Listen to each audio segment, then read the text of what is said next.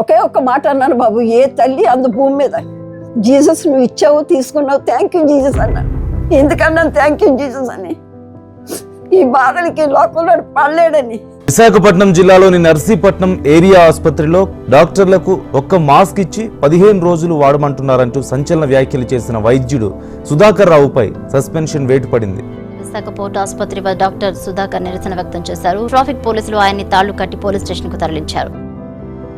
తనపై కుట్ర జరుగుతోందని, పిచ్చివాడనే ముద్ర వేసి చంపాలనుకుంటున్నారని ఆరోపించారు. కరోనా చికిత్స విషయంలో గతంలో ప్రభుత్వాన్ని ప్రశ్నించిన మత్తు డాక్టర్ సుధాకర్ గుండెపోటుతో మృతి చెందారు.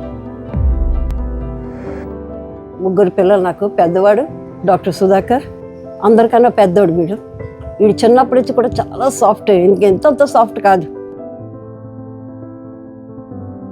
బంధువర్గాల ద్వారా తెలియదు సంబంధం అనమాట. అంత అసలు ఈయనకి ఏదైనా చిన్న గట్టిగా మాట్లాడినా కూడా అందరూ అనుకుంటారు తనకి ఇలా గట్టిగా మాట్లాడే వచ్చా అని. అంత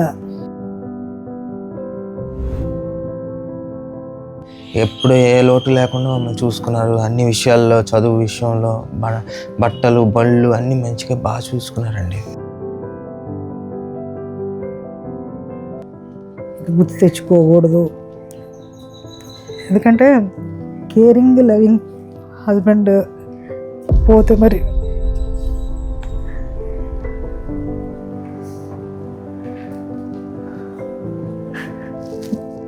ముందు ఎలక్షన్స్కి ఆయన అందరిగా తీసుకుని వెళ్ళి ఆయనకి ఓటు వేయించాను దగ్గరుండి.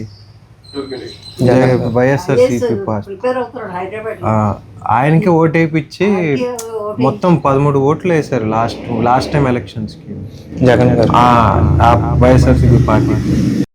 ఇందులో నర్సీపట్నం ఎమ్మెల్యే ఒక్కరి హ్యాండే లేదు, డాక్టర్స్ హ్యాండ్ కూడా ఉంది. ఎవరు అందరూ ఆశ్చర్యపోయారు రోడ్డు మీద అది జరిగిందన్నీ చూసి. మేము ఇంట్లో నేను కూర్చొని ఉంటే నాకు ఫోన్ వచ్చింది, మీ పెద్ద బాబుని అక్కిపాలెం రోడ్డు మీద చేతిని వెనక పెట్టి కొట్టేస్తున్నారు. మీరు నమ్మితే నమ్మరు, ఉన్న పాడంగా మా వాళ్ళు పిలుచుకొని నేను వెళ్ళేసరికి ఒక 2 గంటల సేపు మా పెద్ద బాబుని ఎక్కడో ఉంచేశారట బాబు. అప్పుడు బాగా కొట్టేశారు వాడిని.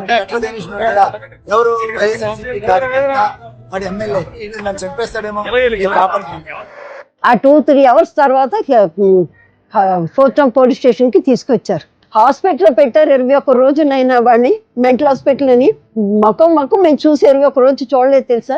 డాక్టర్ని నాకే ఇలా ట్రీట్మెంట్ ఇచ్చారంటే మిమ్మల్ని ఏం చేస్తారు, మీరు ఎందుకు బయటకు వస్తున్నారు, మీరు ఎందుకు ఇక్కడికి వస్తున్నారు చెప్పి ఒప్పుకునేవాడు కాదు. ఒక్కసారి తెలియకి దగ్గరికి వెళ్ళిపోతే అస్సలు రావద్దని చెప్పేశాడు. అంటే మమ్మల్ని అసలు ఎవరిని అక్కడికి ఎలో చేయలేదు. మా హస్బెండ్ నన్ను ఇలా చేశారంటే మిమ్మల్ని చూసినా లేకపోతే నాతో కనెక్షన్ ఉన్న మిమ్మల్ని కూడా వాళ్ళు ఏదైనా చేస్తారేమో, నువ్వు పిల్లలు ఉంటున్నారు మమ్మల్ని కానీ ఎవరిని అసలు రానియద్దని.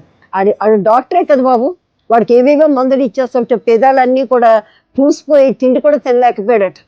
ఆయన చెప్తే తెలిసింది ఈ విషయాలు, టాబ్లెట్స్ మారుస్తున్నారు అనే విషయం.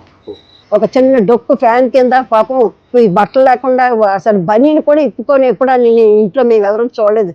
అలాంటి చోట్లో పెట్టారు బాబు. 21 రోజు వాడు చనిపోయిన 3 నెలలకి మా వారు చనిపోయారు. 3 నెలలకి. ఈ 3 నెలలు కూడా ఆడు చనిపోయినట్టు వీరికి చెప్పలేదు. మేము ఏంటి అలా బాధలు పెడుతున్నారు, అసలు మీరు అందరూ ఏం చేస్తున్నారు అని అడిగేవారు. ఏం చేస్తాం బాబు మీరే చెప్పండి, ప్రభుత్వం వాళ్ళది అయినప్పుడు మనం ఏం చేయగలం చెప్పండి. డాక్టర్ సుధాకర్ అరెస్టు విషయంలో పోలీసులు వ్యవహరించిన తీరు క్రిమినల్ మాదిరిగా తాళ్లతో కట్టి స్టేషన్ కు తరలించడంపై పోలీసులపై తీవ్ర విమర్శలు వస్తున్నాయి. ఎంపీ ఇంటికి మాకు చుట్టాలు, నేనంటే జడిసిపోయారు. జగన్ తెలిసి ఏమైపోతుందని అంటే ఎలాగుందో పరిస్థితి చూడండి. అసలు మెయిన్ ఎక్కువ టెన్షన్ పడింది ఏంటంటే మా బ్రదర్ ఇదే రోడ్ దగ్గర ఒక 500 మీటర్స్ దగ్గరలో ఫోన్ మాట్లాడుతున్నారు. సడన్గా ఎవరో కార్లో వచ్చారు, ఒక స్కోడా కార్ ఏదో కార్లో వచ్చి 4 మెంబర్స్ దిగారు. ఏదో కాకి ప్యాంట్ వేసుకున్నారు కానీ చెప్పులు ఏమీ లేదు, ఐడి కార్డ్ ఏం లేదు. వాళ్ళు వచ్చి పిలిచి స్టేషన్కి రండి అని చెప్పి తీసుకెళ్ళిపోయారు. అలా అక్కడి నుంచి స్టార్ట్ అయింది. కొంచెం ఆ ఫ్యామిలీ మీదకి వస్తున్నారేమో, నేను చేసింది టార్గెట్ చేశారేమో అని కొంచెం స్ట్రెస్ తీసుకుంది. సో అలా అయింది. ఇంటికి 10 ఫోన్లు అండి, రోజుకి 20-30 ఫోన్లు అండి. 50 ఫోన్లు తెలుసండి. మరి 5 రూపాయలు మార్క్స్ కోసం సస్పెండ్ అవుతారా అనుకుని ఫోన్లు, అన్ని ఫోన్లు అదే. ఒక పిల్లడు తండ్రి అలా చేస్తుంటే ఏ కొడుకైనా తట్టుకోకుండా చెప్పండి. మోగోళ్ళు అయిపోయారు పిల్లలు. కళ్ళతో చూస్తూ పిల్లలకి ఎలాగుంటుంది మీరు చెప్పండి. ఇక నేను చెప్పక్కర్లేదు.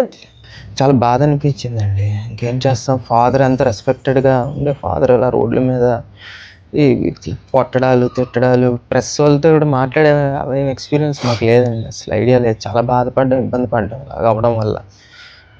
వాడే కుట్టించి మాస్కులు అందరికీ ఇచ్చాడు.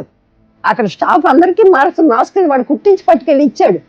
మా డాడీ నాకు వచ్చి చెప్పింది ఏంటంటే, అక్కడ లోపల కొంచెం సరిగ్గా మా డాడీతో మీటింగ్ జరుగుతుంటే మా డాడీ వెళ్ళి కలుద్దామని వెళ్ళారండి. వెళ్ళిపోమన్నారు బయటికి.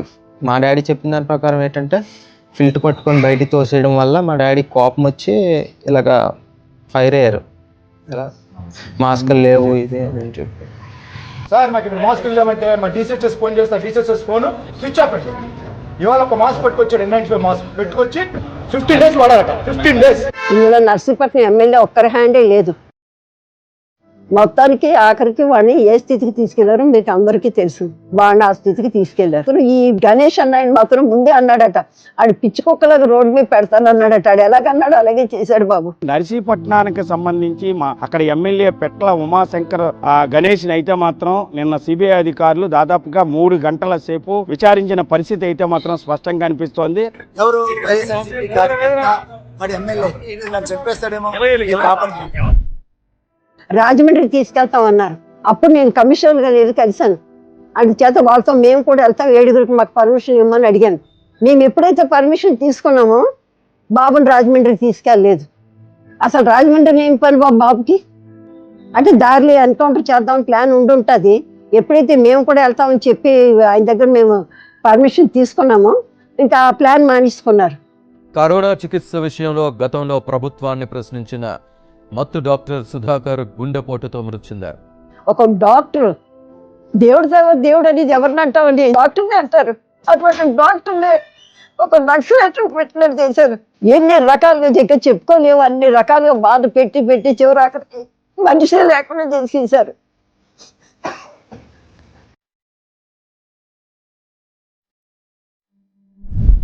ఇప్పుడు చంద్రబాబు నాయుడు గారికి మేము చెప్పుకుంటాం మా బాధలు. చెప్పినప్పుడు ఆయన ఏం చేస్తారు? వెంటనే పిలిచి వాళ్ళు గద్దించడం, లేకపోతే అక్కడ ఉన్న వాళ్ళు పిలిచి చెప్తారు. ఆ ప్రభుత్వం వాళ్ళు అసలు అంటే ముందుకు రావడం కానీ మాట్లాడడం వాళ్ళ నుంచి ఏమి లేదు. అసలు అయితే అయిపోయింది అన్నట్టుగానే ఉన్నారు.